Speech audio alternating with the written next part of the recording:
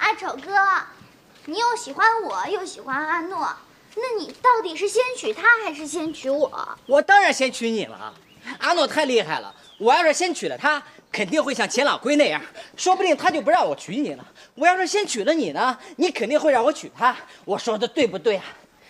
哼，这个我倒要好好想一想。我娘也总不让我爹娶姨娘，可是我爹从来不听她的。你以后会不会也像我爹那样娶好多姨娘啊？当然了，你爹娶了这么多老婆，我要是娶少了就配不上你，懂不懂啊？我现在除了你，也就只有一个二房，就是阿诺。你不高兴了？我觉得你娶了她也没关系，要是光我一个人也挺闷的。就是多几个人才好玩，要不我就再多娶几个好不好？那你不真成我爹了？我才不是你爹呢，你爹是赃官。你胡说，我爹才不是脏官呢，我爹穿着干净着呢。你看你，这身上这脸上脏死了。我这是替皇上办差，出来微服私访，顺道来看看你。我还有正经事要办呢，那我走了。阿丑哥，你还会来看我吗？当然了，你家我还不是随便进出。我走了啊。玉姑娘，刚才的话我不过当笑话随便说说，其实也没什么。钱奎喜欢你，对我公报私仇，在他不过是随手的事，你不必介意。其实我也没受什么苦。钱奎既然肯为你拼命，我又怎么能跟他一般见识？玉姑娘，阿丑这番来清水，如果想把案子彻底查清，钱奎还是关键。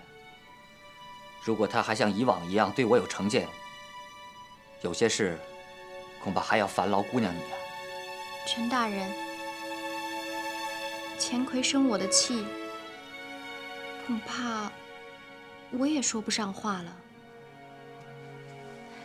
英语姑娘，英语姐，来坐。殷姑娘，我开始有些想不通，阿丑能当钦差，还要我陈信做什么？可是后来我想明白了，当今天子是为圣主，如此安排定有深意。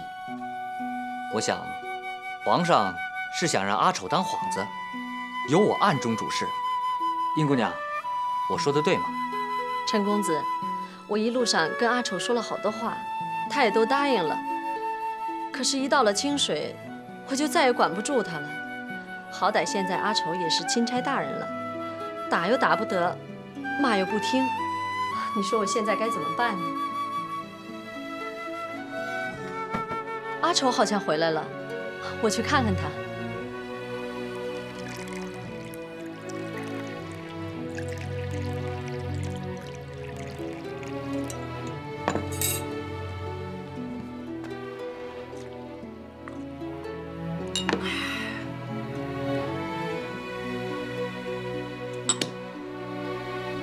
阿丑，你回来了，差事办得怎么样啊？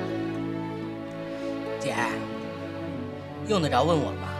皇上派了2个大尾巴跟着，你又派了1个小尾巴跟着，我干什么？你和小白脸能不知道吗？你去赌场了？去了，我还把赢的银子全都还给了庄家。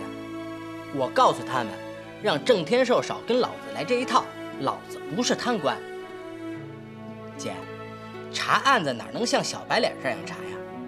小白脸吃亏就吃亏在非要硬着来。姐啊，这帮贪官精着呢，小白脸斗不过周文正，我可不是好惹的。那你后来又去哪儿了？去郑天寿他们家了。去郑天寿家干什么？去找芍药啊。上次他把我的圣旨给了阿诺，我不得找他算账啊。她一个小姑娘，你又何苦为难她呢？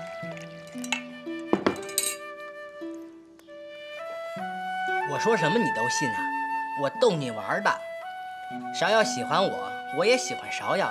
我们许久不见了，我这回成了真钦差，能不去看她吗？姐，小白脸对你怎么样？还爱答不理的吗？阿丑，不许胡说！我这回当了真钦差，他是不是答应娶你了？又胡说！我凭什么救他？还不是因为你。姐，你也不用瞒我了，我知道皇上说了，等我把这趟差事办完，就把你许配给他，是不是有这么回事？阿丑啊，就算姐姐有这个心，人家也未必有这个意呀。再说，玉姑娘回来了。啊？玉姑娘，她怎么来了？我去看看。阿丑，你现在是钦差，人家一个姑娘家，你就这么冒冒失失的闯进去，算什么？玉姑娘是钱老龟的人，钱老龟是我干爹，玉姑娘早晚会是我干娘。耀儿啊，你和爹说实话，你真的喜欢这个阿丑啊？对呀，爹，您不喜欢他吗？哎，哦，他骂过您的，也难怪您不喜欢他。骂过我？嗯，骂我什么呀？跟我说说。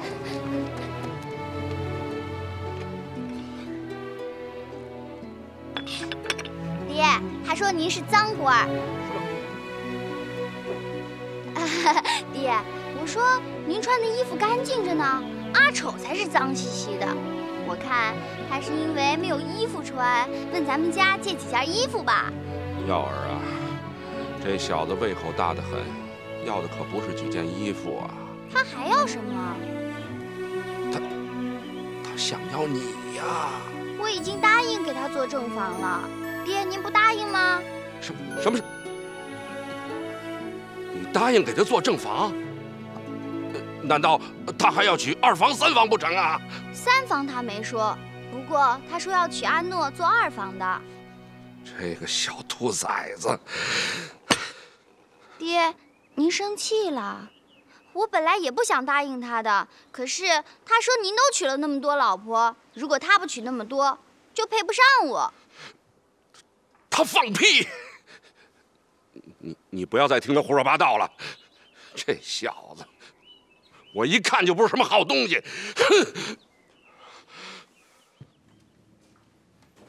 哼！哎，你别客气。说起来，我还是你儿子呢。啊？儿子？对呀，你不是要给钱老龟做2房吗？他是我干爹，这声干娘我迟早是要叫的。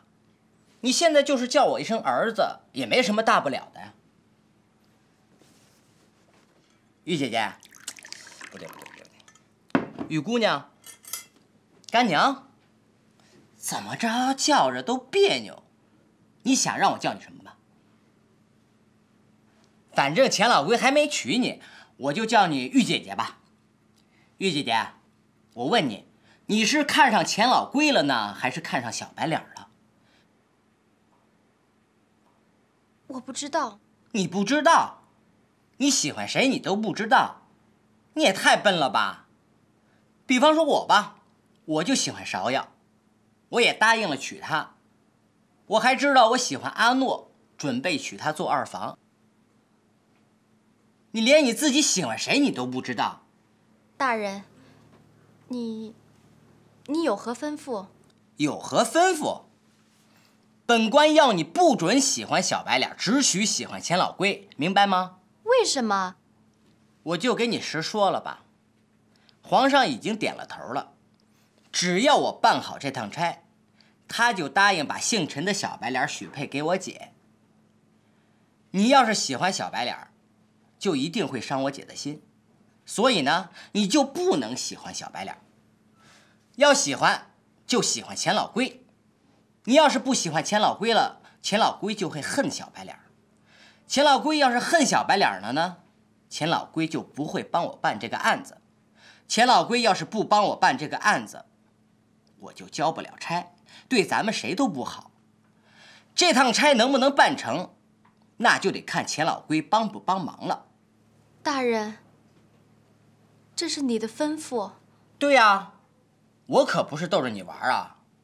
你仔细的好好的想想，钱老龟对你怎么样，我不用说，你心里头也是最清楚的吧。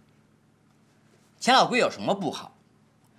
又讲义气，又会哄女人，还会说故事。你要是不喜欢他，就伤了他的心了。我可知道钱老贵这家伙一向重色轻友，就算我这个干儿子也抵不上你玉姑娘。所以，你要是想真心帮我，又想救钱老贵，你就必须得喜欢钱老贵。这不是本官对你的吩咐，而是本钦差大人对你的命令。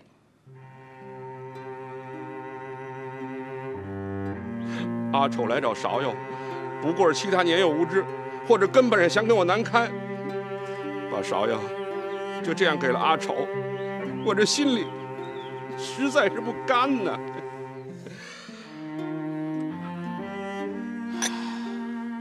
郑大人，你是当爹的，关心则乱呐。这些话在我听来，不过是小孩子家逗趣罢了。那个阿丑如果没有真本事，凭当今天子之圣明，如何能被点着当钦差呀？就算是皇上也犯了孩子气，那也足以说明这个阿丑是有大福大运之人呐，日后的前程不可限量。这芍药当真嫁过去，又有什么可委屈的啊？现在都什么时候了，一不小心，我们连吃饭的家伙都保不住了。那个芍药让你给惯的，连一点人情世故都不懂。如果没有了你，你想想，他还能过什么好日子啊？啊？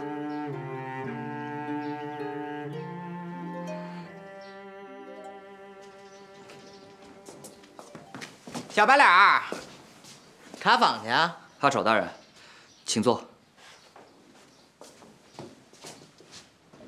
昨晚你和玉姑娘谈得如何？还行吧，我也不瞒你，我是想让玉姑娘喜欢钱老贵。你没什么想不开的吧？你这又是什么意思？姓陈的，你也不笨，我也用不着再跟你说一遍了。你说咱们这趟差最关键的人物是不是钱老贵？不错，你有这个见识，可见你还是真心要替皇上办差的。阿丑大人，你几次见到皇上，皇上可曾问起我？当然问起你来了。皇上都问我什么？不告诉你。不告诉。恐怕什么？皇上问起我来，我能不说吗？好话坏话我不知道，反正我说的都是实话。不过我觉得皇上好像没生你的气，要不然也不会派我来救你了。哼，你做的这一切都是为了掩人耳目，对吧？你还不笨吗？那个阿丑他就是个小混球，也不知怎么就叫皇上看上了。我看皇上也是瞎了眼。张嘴了，我叫你胡说，胡说。爹，阿丑查案子，你说他能查个屁呀？就由我来对付他就行了。他上回收了不少银子吧？没错。他说他收了不少银子，全替皇上赈了灾了。皇上一高兴，这才赏了他一个钦差。那要说起来，他这钦差也是捐来的。他是想求功名吧？他懂个什么叫功名吗？他也就是个小孩子心性，觉得当了钦差威风。爹，只要那个姓陈的不再多事，没什么大不了的。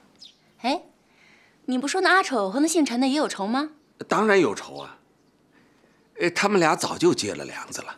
你能不能把他请到家里来？我想见见他。那我是他干爹，也就是一句话的事儿。那姓陈的被皇上罢了官，他当然心里不服气啊。如果他和阿丑联起手来，阿丑在前面做幌子，啊，姓陈呢在暗中主持大局。别说你呀，我看连周文正也麻烦。爹啊，我看没您想的那么悬吧。那阿丑是因为他姐姐喜欢姓陈的，才给了姓陈点面子。要是依着阿丑的性子，那姓陈的怎么能管得了他？钱奎啊，你要尽快的和阿丑合起伙来，一起对付姓陈的。只要阿丑不被姓陈的所左右，他就不会掀起什么大浪来。你要把阿丑心思摸透了，想尽一切办法，让他把银子收了。爹，您放心，这事儿就包在我身上了。阿丑大人，你能对我如此坦诚，我陈信也不是小肚鸡肠之人。不管日后我能否官复原职，惩治贪官污吏，本就是我的意愿。这趟差，我帮定你了。阿丑大人，有什么事儿咱俩商量着来，你也不用全听我的。别，你听好了，这趟差不是我听你的，是你听我的。我叫你做什么，你就得做什么，明白吗？你这样就有点太过分了吧？我过分？我问你，谁是钦差？你是钦差，行了吧？哎，这不就结了？记住，你是我的随从，你别不服气。我现在就给你发出第一道指令：从今往后，不许喜欢玉姑娘，只许喜欢我姐，明白吗？恕在下不能从命。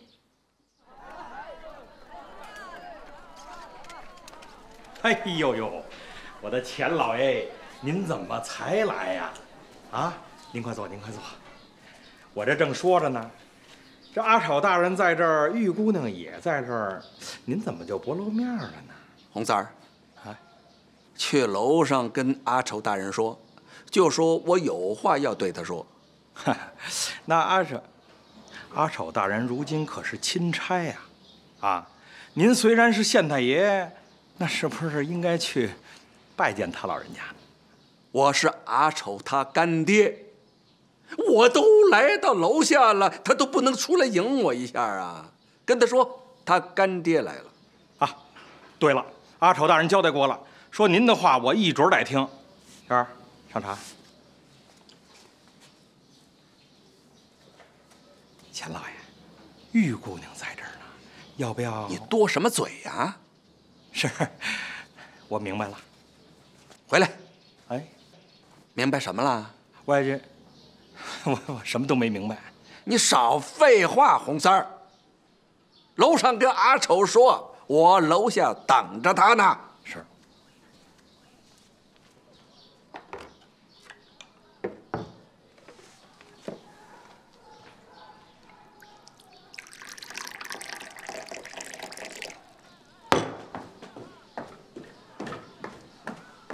阿丑大人，你楼上正在议事的。干爹，我可比不上你啊！你在衙门里又有房子又有人，我身边就这么几块料，还一大半是女的。皇上派了2个家伙，除了会打架，别的什么忙也帮不上。哎呀，我这个钦差当的还不如你这个知县威风呢。哎，干爹，我跟玉姑娘说好了，她正想见你呢，咱们进去吧。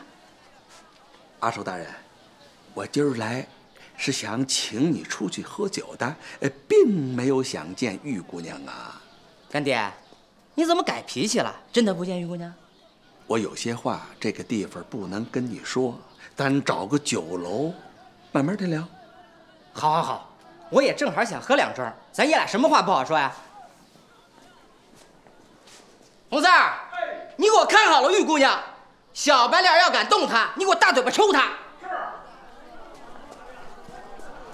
干爹，你放心，有我看着，姓陈的占不了什么便宜。让开！让开！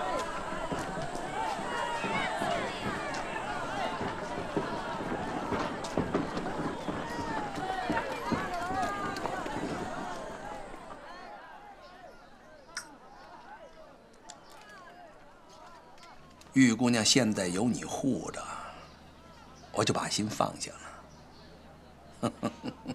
我现在是自顾不暇，别的事儿，我哪还敢存什么念想啊？我钱奎喜欢女人，也懂得女人，这种事儿是不能勉强的。玉姑娘对我也算是有情有义，可她心里喜欢的是姓陈的小白脸儿。我已经死了这份心了。燕燕待我不薄，我就要当爹了，不是干爹啊，是亲爹。我不能有负于我孩子他娘。田燕燕对你整天又掐又打的，你就不烦她？这你就不懂了。对女人来说，有的时候就是打是疼，骂是爱啊。田燕燕替我吃过药，她连死都敢替我试一试，你能说她不疼我不爱我？阿丑，咱不说这话题了。你真的要是想功成名就，当干爹的，我绝不拦你。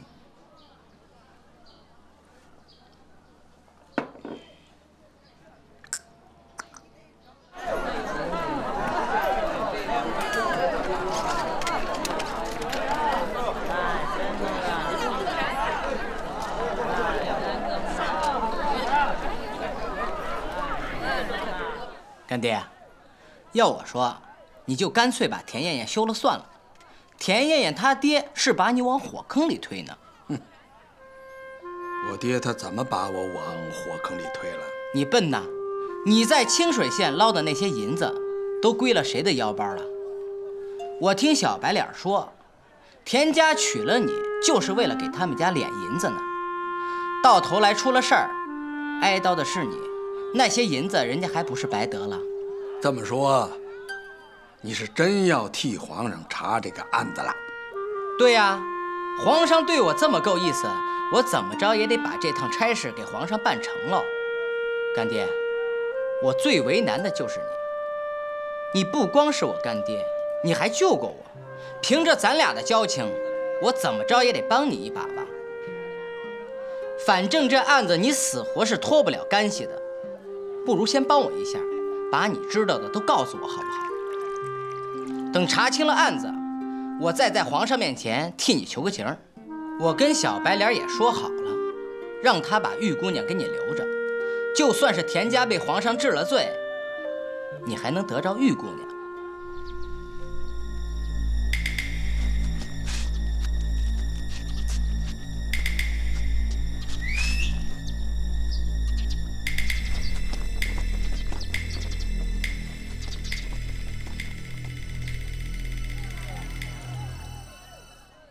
你能把这些话告诉我，是没把我当外人，还是跟我讲情义的？当然，你是我干爹，这我都跟皇上说了。真的？当然是真的。你想啊，皇上明明知道我是你干儿子，还点我钦差，这不是准备要赦免你吗？皇上开恩那当然好。可事情没你想的那么简单。听说你在郑天寿的赌场里赢了不少银子吧？那不算赢，是他故意让庄家做鬼，明摆着想送我银子。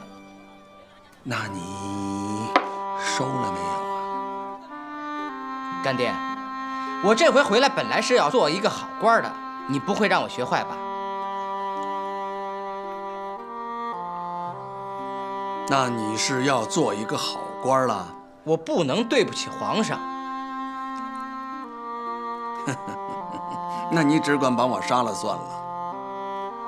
我钱奎既然认了你这个干儿子，也没什么当爹的见面礼，你就把我这个人头拿给皇上讨赏去吧。你这是什么话？清水县这个案子，我要是不说，你永远查不到实处。那你肯不肯说？我说了就是个死啊！我保证皇上不杀你。你又说孩子起话了。你是个钦差又怎么样？你管得了皇上？皇上爷岁数虽说不大，可没你这么孩子气。案子查清之后，那是要按大清律条问罪的。我做的事情自己明白，再没有活的道理。那你真的不肯给我说？要是换成你，你会说吗？还有一层，看着是我替你查清了案子，实际上是替那姓陈的洗清了冤情。皇上派你来，不过是为了遮人耳目啊！你刚识了几个字儿，靠着皇上爷这点恩宠，能做多大的官？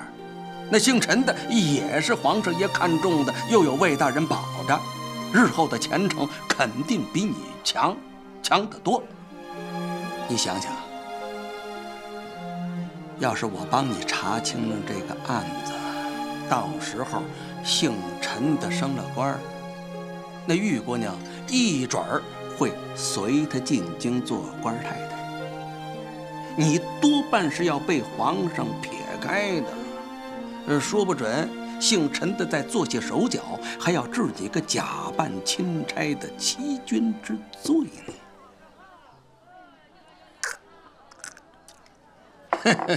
我呢，当然是要掉脑袋了。你说这么个结果，咱爷俩能得什么好？我凭什么说呀？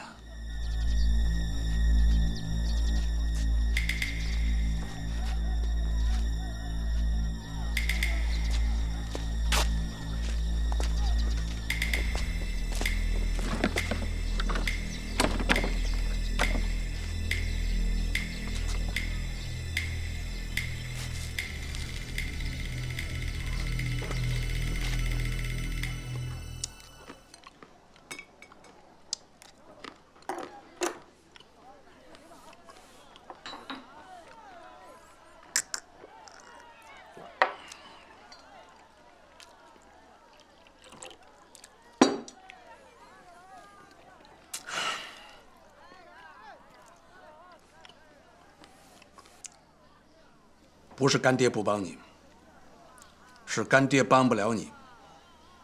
我不想骗你，我把话说在明处，你别怪我不讲义气。要照你这么说，我费了半天的力气，最后算总账，倒是小白脸捡了便宜，咱们俩反倒是做的赔本的买卖。那这要看怎么说了。你要想当一个忠君爱民的好官，想名垂青史，留下清官的好名声，那就另当别论。你要是真有这么个打算，那干爹我守了性命，帮你就是了。怎么说也不能让你掉了脑袋啊！你要是帮不了我，那我帮你怎么样？只要你肯听我的，我总会有办法让你在皇上面前有个交代。你不是说皇上是要你查出实情，并没有认定是贪赃枉法吗？你要是查出我钱奎为官廉洁，不也算是替皇上得了一个清官吗？既然皇上有这层意思，我们何不就顺着这个路数往下走呢？阿丑，只要你点了头，别的事情就不用你操心了。周文正老练得很，必会把事情做得滴水不漏，让皇上信了你。如此一来，你的差也交了，我的罪也扒了，姓陈的他还是什么也没捞着。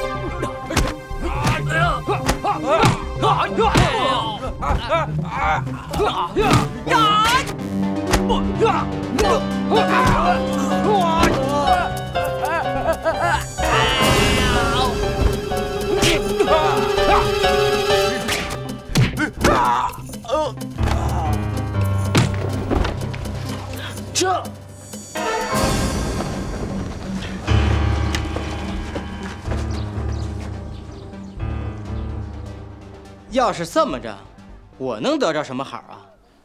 你想啊，清水县这案子牵连到和安府大大小小的不少官员呢。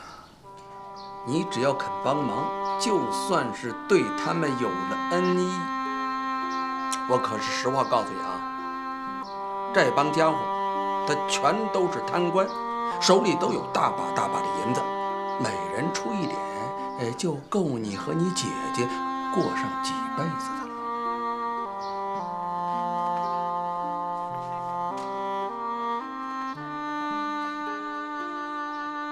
清水县这案子查无实据，姓陈的行刑逼供、仗势欺人的罪责，他就逃不了。那皇上当然就复不了他的官。姓陈他复不了官，他就是他娘的穷相公一个。到时候你阿丑是又有权又有势，他一个落魄的小白脸儿，你想把他招进门娶了你姐姐，那还不容易吗？干爹，我听明白了，你是想让我做贪官？也就是你小子走了鸿运，只见了皇上一面就点了钦差。你知道那些靠读书做官的有多辛苦？我他娘读了30几年书，到了也就是中了举，进士这一关就他娘的过不去。要不是燕燕他爹，我兴许就是个要饭的。就算是你中了进士，被皇上封了官，那也得从最低微的小官做起呀。每年那点俸禄，养活家小也只能勉强维持，还得孝敬上司，他又能过上个什么好日子？你想啊，苦哈哈的几十年书读下来，当官为了什么？还他娘不是冲银子来的呀！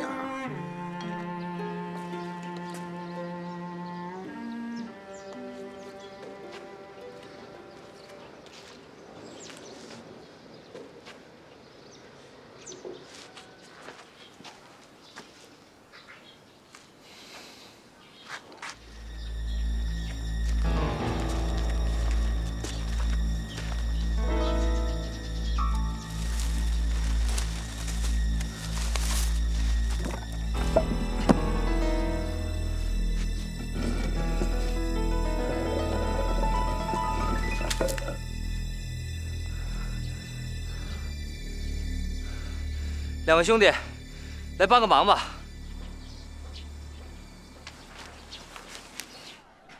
我跟你说的是个常理，不是从我大清国才有的，是自打秦始皇那时候，1000几百年了。出来做官，无非是求名逐利，这名儿太虚，难得也不实惠。所以为官之人，大都是为了要得利的。当今皇上也算是一位圣主了，即便如此，这世上做官的，他10有8九都是他娘的贪官，差别就是贪多贪少罢了。贪官多了，那这官场上自然就有了做贪官的规矩。你想当一个清官是吧？你要是运气好，做到极品大员，一直在皇上身边，或许能守个干净。你要是在下头，在外省，从一个卑微的小官做起，你他娘的不贪，你的官椅就坐不稳。我钱奎也不是一开始就做贪官的，刚上任的时候，我也想着实实在在的为朝廷做点事，我也想着济世救民，造福一方。可到头来，根本他娘的行不通。阿丑，我跟你说的全都是我的心里话。你虽然没读过书，可也不是个笨人。既然当了钦差，那日后就是要在官场上混的。我的话，你还是好好的掂量掂量。干爹，你说的话我听着确实有道理。可是这一回皇上如此的信任我，我是真不想骗皇上。要是那样，我还是那句话，你拿我开刀好了，我死活是不会说的。你要是下得了手，可以对我用刑。我这人吃不住疼，熬不住，或许就全说了。你要是拿我的脑袋染红你的顶子，我也没什么话可说。我是你干爹，就算我送给你的见面礼物。这可是一件大事儿，你让我好好的想想吧。你回去好好想想，想通了，明儿上我家来，我再好好开导你。皇上对我挺够意思的，我和你合伙这么骗他，那我不成了小人了？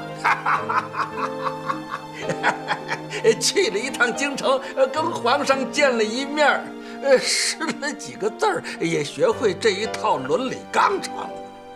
我跟你说实话，阿丑，当君子累得很，没做小人快活。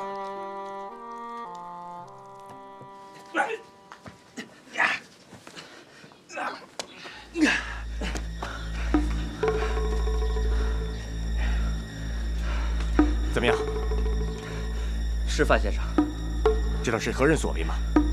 知道，可我无权无职，也拿他没办法。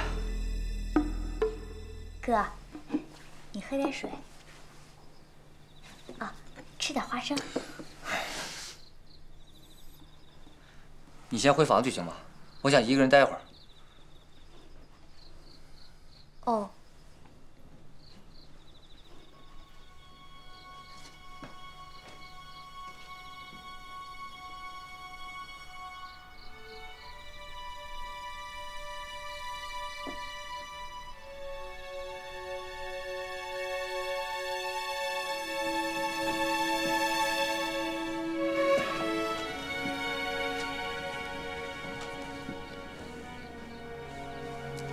阿丑啊，你今天都跟钱大人说什么了？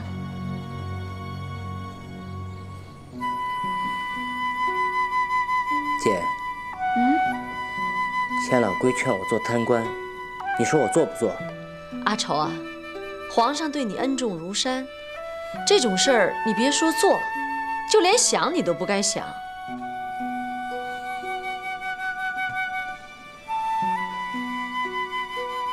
姐，你放心吧，我不会做贪官的。不过我要干什么，你可不能再管了。钱奎，周大人又传过话来了，星辰的不死心，还四处查访。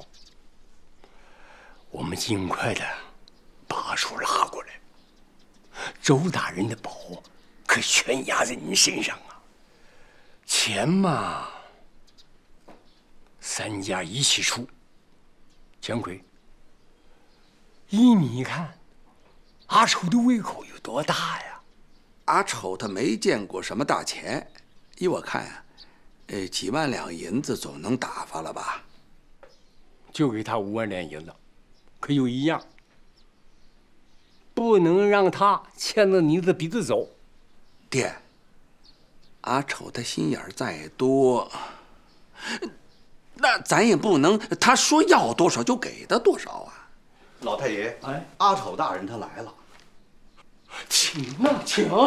不用请，我已经进来了。哎呀，阿丑大人亲临寒舍，实在是我田家的荣幸。请，田庄主，你别客气啊。哦，你也请，你也请。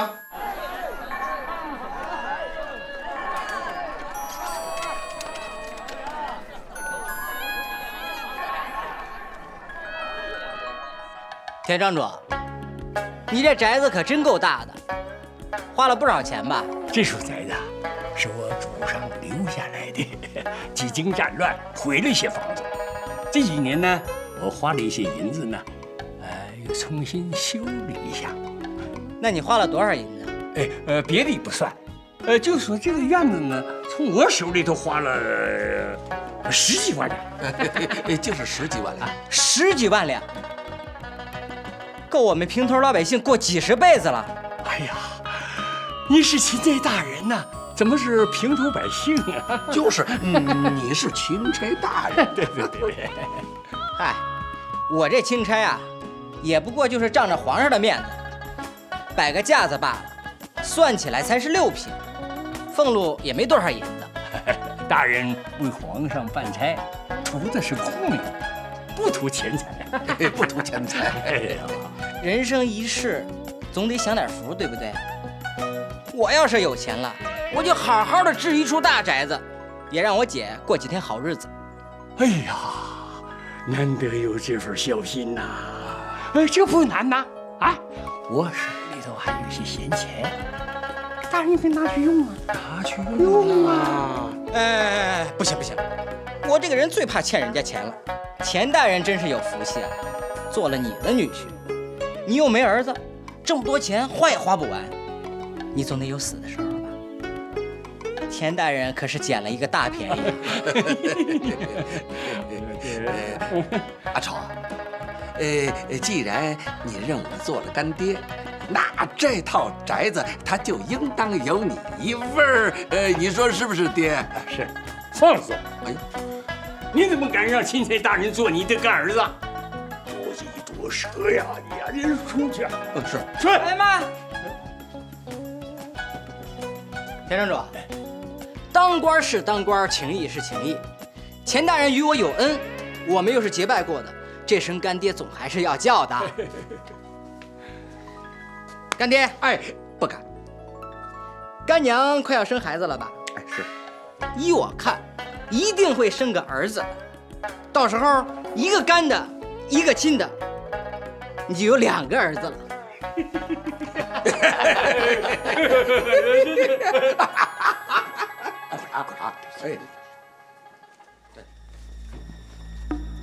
我呀，准备一份礼物，一会儿呢，你送给阿丑大人，就当你呀送给阿丑大人的见面礼。